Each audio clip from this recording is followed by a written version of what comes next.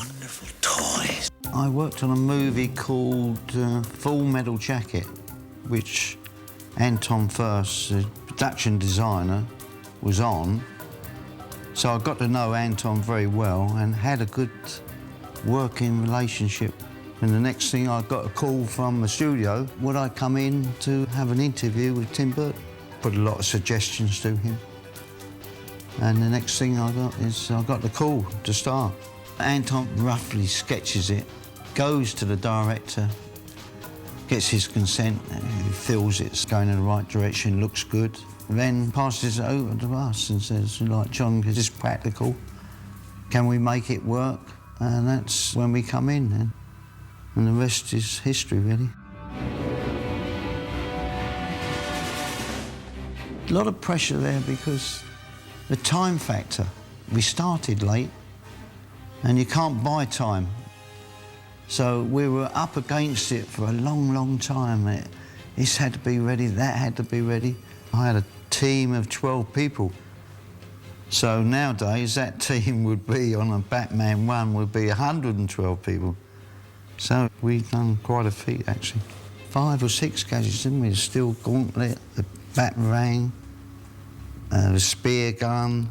Problem with the gadgets, that they had to be small, lightweight, they had to fit on the belts.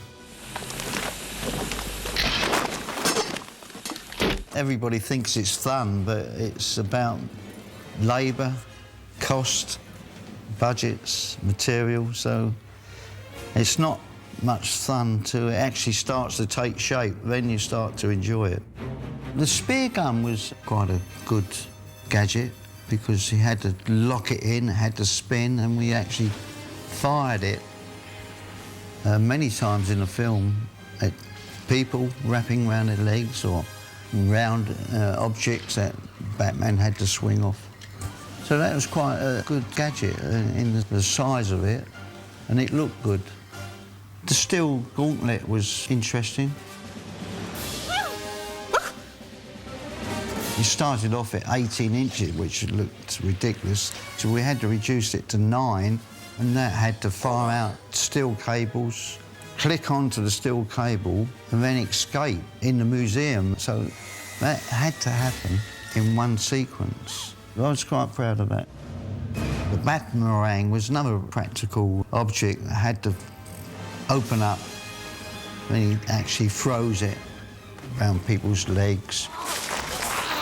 We tried to give the toys, so to speak, enough of a clunkiness and reality that it still brought it in the non-magical kind of realm, you know? That even though it's doing things that it really wouldn't do, you could kind of believe it could maybe do it.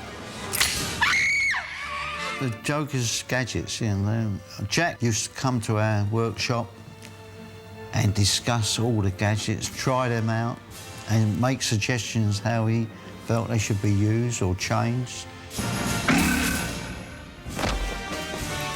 They weren't sophisticated or refined, I didn't think. You know, they were more fun gadgets. I mean, we had one telescopic boxing glove. Can somebody tell me what kind of a world we live in? The acid flower he had, the long gun, 1.5 meters long, he takes out of his trousers when the Batwing is attacking him.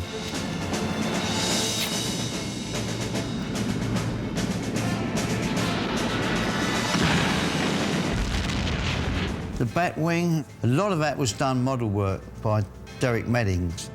The Batwing was something that sort of came off of the drawing board, the idea of it being the shape of the bat symbol. And Michael White, who was the storyboard artist, I think it was Michael that came up with the idea of, you know, the plane had to fly down the street and then had to turn around.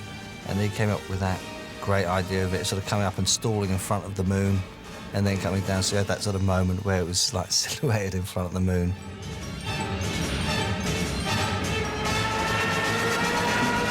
We had to put the Batwing on a gimbal, a large gimbal, to get the movement back and forwards and dipping, and so like you'd flying an aircraft.